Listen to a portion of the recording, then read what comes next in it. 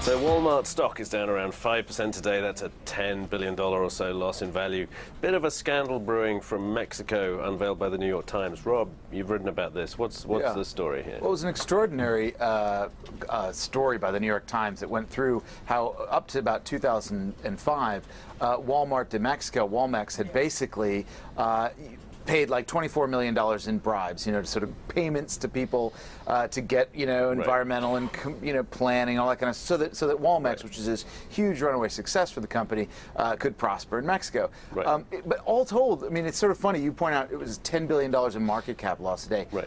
For $24 million of bribes. Right. It's just another great example of the cover-up being far worse than the crime. Right. Because essentially what you have, at least if the Times is correct, is this huge cover-up by executives in Bentonville headquarters to just basically bury the evidence that they were basically committing, what looked like, in retrospect, kind of petty crime. So there's obviously some questions over some of those executives, and that's part of the share price. Well, there's also there's a legal question in Mexico and in the States. I mean, Ren, I know you ever thought about the U.S. side of that. Yeah, and if it's true that there was a cover-up, the Department of Justice and the SEC are just going to hate that, and they're just going to want to go after these guys with full guns blazing.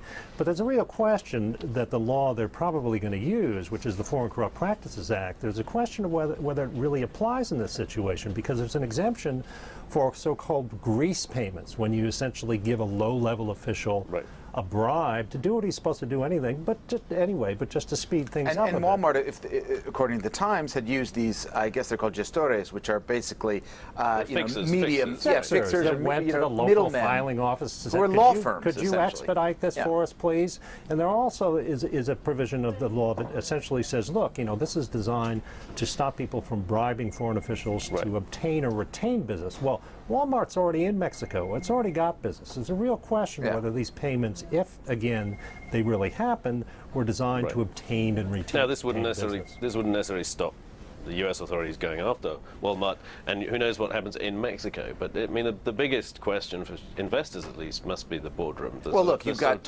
so if you look at it, the man who ran Walmart International, of which the largest part was Walmex, is now the chief executive, Michael Duke. And if this stuff that we're reading about in the Times is accurate, it suggests he knew about this and was involved in the cover-up. Likewise, Lee Scott, who was the CEO at the time and is also on the board. So you have two board members. You also have the head of Walmex itself, who was a vice chairman.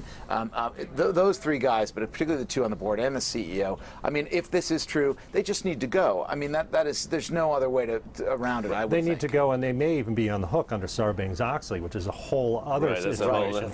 They have an obligation to approve the financials, to see that they're okay. Now, if their subsidiary is making all this stuff up, this is a company, as we've argued, a split chairman CEO. This is where you have a split chairman and CEO role. You have S. Robson Walton, who is the son of the founder, Sam Walton. They own a majority of the stock. I mean, it's a pretty clear-cut case of where the chairman's going to have to step up and do the right thing. Right. Okay, we'll leave it there. We'll keep a close eye on Walmart, and we'll have more breaking views tomorrow.